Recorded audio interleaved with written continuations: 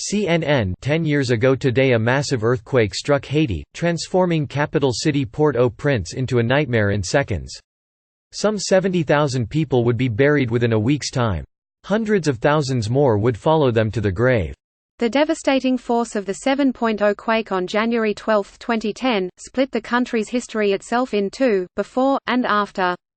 Before had been a long, tangled history of dictatorship, occupation and resistance, shot through with the pride of a slave revolution that defeated Napoleon Bonaparte's army. After was unimaginable, a blank slate. "I think they just dropped a bomb on Port-au-Prince," is what Françoise Chandler, a local UNICEF communications officer, told her daughter after the first tremor struck. She had just picked her up from school. Haiti earthquake fast facts. "Everything was shaking, and there was a lot of noise. I thought it was like September 11 in New York, because I had been in New York in that period," Chandler says. Thick dust rose in the air around their car. Read more. "Are we going die?" she remembers her daughter asking. Chandler replied, "I don't have the answer to that, but if we're going to die, we'll die together." And then, she says, her daughter stopped asking questions. Hope and hopelessness. According to the U.S. Geological Survey, the earthquake itself lasted less than 30 seconds. The immediate aftermath was horrifying. But an outpouring of solidarity within the country, and between Haiti and the rest of the world, gave many Haitians hope. "The world really did come together around Haiti," says CNN's Sanjay Gutpa, who covered the aftermath extensively and even treated injuries while on the ground. "Not every part of the world, but I think if you were to turn on your televisions, if you were to read the newspaper, if you were to talk to your friends, colleagues at work, there was this collective outpouring of support and compassion for Haiti." People walk by the collapsed Sacré-Cœur Church in Port-au-Prince 2 days after the earthquake that devastated Haiti on January 12, 2010. The world sent firemen from New York City, rescue workers from Iceland, hospital tents from Israel, sniffer dogs from China, oil from Venezuela. NGOs that were already in the country leaped into action. Chandler recalls working out of an open-air tent in the days after the quake because the organization's offices had crumbled. International donors pledged millions, which eventually tallied up to more than $10 billion for reconstruction. The earthquake had been particularly lethal due to the fragile construction of Haiti's buildings, which crashed down upon their inhabitants. "Right after the earthquake I felt a lot of hope, because I thought emerging from the catastrophe would make everyone a better person in the service of this country," says Harold Preval, an obstetrician and head of Sacré-Cœur Hospital in Haiti's northern city of Millet. But a decade later, he and many others tell CNN they are now disillusioned and have far less hope for their country than they did in the gory aftermath of the earthquake. The earthquake left many thousands homeless and turned large parts of Port-au-Prince into refugee camps. On Saturday, Haitian President Jovenel Moïse acknowledged that his country had hardly moved forward. "Despite our best efforts to rebuild after the earthquake, the scars of this tragic event remain," he said in a statement. 10 years on, we still lack the basic infrastructure and services to support the people of our country. Haitians are living with permanent stress. Parts of Haiti that were destroyed in 2010 still have not been rebuilt, including the seat of government, the National Palace.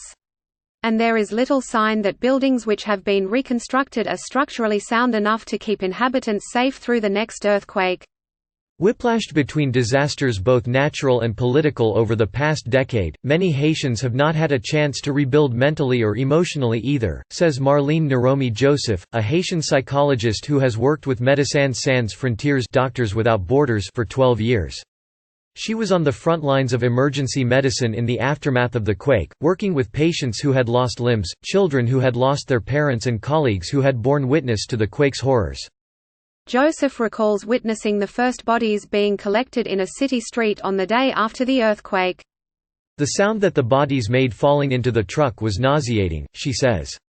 Further along that same road, workers were separating the dead into piles of children and adults. She recalls an image which would return to her every time she walked on that street for years and which she eventually realized was evidence of her own trauma.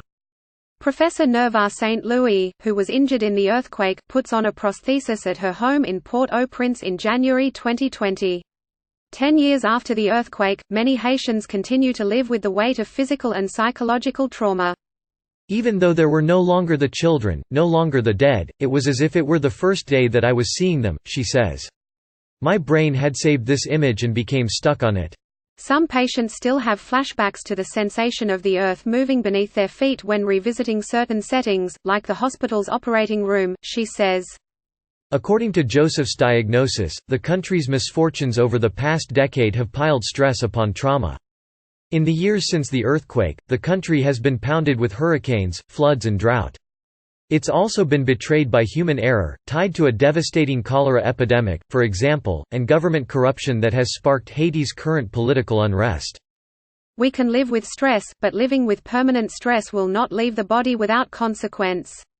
Eventually, you fall directly into exhaustion, says Joseph, who notes she has observed more mentally ill people living on the streets than before the earthquake. The country is crippled by hunger, inflation and fuel shortages. One particularly bitter frustration on the earthquake's 10-year anniversary is how weakened the country's economy and infrastructure seem to be. 10 years after, I am a physician, I am the chief executive officer of a 210-bed facility, but believe me, I am hopeless, says Préville, the doctor. Haitians have not had the opportunity to do things differently and better. Some things are better. Haiti's medical system has widened since the quake, and UNICEF reports that no new cholera cases have been diagnosed since February last year. People walk in downtown Port-au-Prince on December 20, 2019. The country's infrastructure remains in dire need of repair. But Préville and Joseph both say that the country's medical and mental health resources would nevertheless be insufficient for another disaster on the scale of the 2010 earthquake. I would not say we have an institution capable of dealing with all the psychological trauma of another catastrophe like that, Joseph says. The country is currently gripped by skyrocketing inflation, while fuel shortages slow the gears of industry and government. According to a new report by the UN's disaster relief agency OCHA, rising prices mean even basic supplies are now out of reach for the poor. Hunger also threatens Haiti now. 40% of Haitians will face food insecurity by March, the agency predicts. For at least 1 in 10, food insecurity will reach emergency levels. In his Saturday statement, Moïse rebuked the rest of the world for failing to follow through on its promises. The initial flurry of attention received from the international community quickly quieted down, with many of the financial pledges not delivered, causing devastating consequences for our recovery, he said. Little of the aid that was received ended up in Haitian hands, and much of the money that was so generously given was not spent on the right projects and places, Moïse added, echoing a common criticism that aid money focused on short-term relief rather than sustainable, long-term systems. Claims of corruption have fueled mistrust. By 2012, $6.4 billion of the more than $10 billion pledged had been disbursed, according to a report by Paul Farmer, a Harvard medical anthropologist who served as the UN's deputy special envoy for Haiti. And while there is little consensus over how much more of the money has been spent, the report on the first 2 years of spending supports Moïse's point.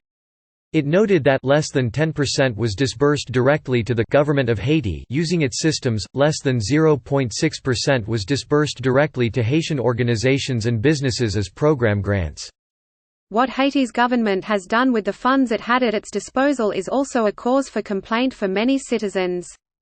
A demonstrator douses a tear gas canister with water during a protest demanding the resignation of President Jovenel Moïse in Port-au-Prince on September 27, 2019.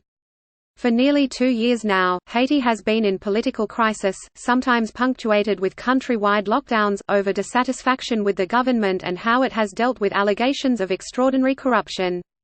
The protests were sparked by a fuel price hike and an official report alleging that past administrations had wasted millions of dollars intended for critical infrastructure projects, paying through the nose for contracts on new roads and buildings that went entirely unbuilt, in some cases. That money, stemming from a pre-earthquake deal with Venezuela known as Petro-Caribe, will eventually have to be repaid by Haiti's next generation. What frustrated me a lot and made me feel really sad and sick was that I thought that the Haitian people and the Haitians who were in charge of the country would have taken the earthquake as an opportunity to make the country better, says Préville. But it has not happened.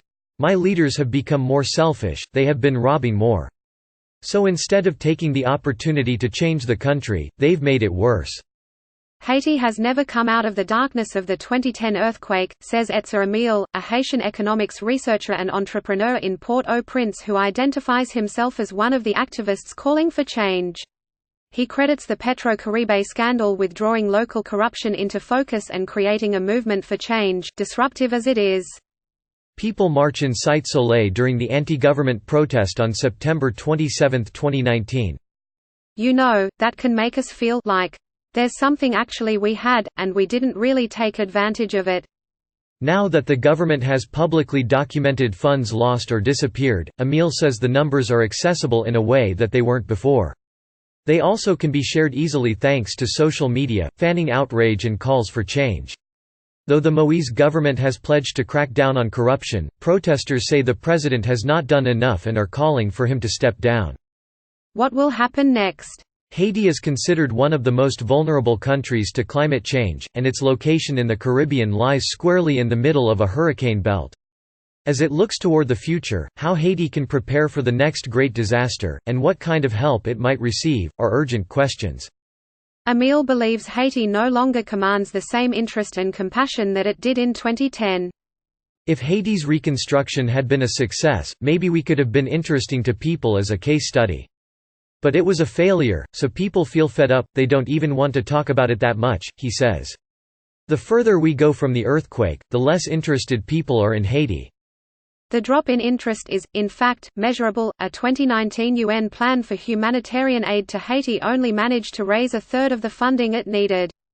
Vanya André, publisher of the Haitian Times, a paper of record for the Haitian diaspora, says that the earthquake galvanized the loyalty, and a certain defiance, of generations of Haitian Americans.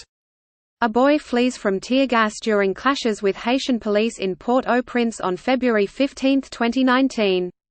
It became common to hear stories of Haitian Americans leaving their corporate jobs in D.C. or Florida and moving to Haiti to create a non-profit, she says. They wanted people to see that Haiti is much more than the devastation that happened with the earthquake, that Haiti is much more than this republic of NGOs. But she also notes that many of those same foreign-born idealists did not stay long, discouraged by the skepticism they encountered and the difficulties of doing business. As the flow of foreign aid money ebbs and Haitians lose faith in their government, some say the only thing they can rely on is their own experience.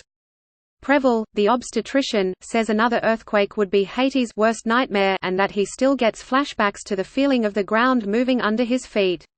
But at least he now knows how to react. If there is another earthquake, I have a good strong desk. I will go under the desk, he says. And then I will call for my contingency plan and start right away to take care of as many people as I can. Because I know what to do now.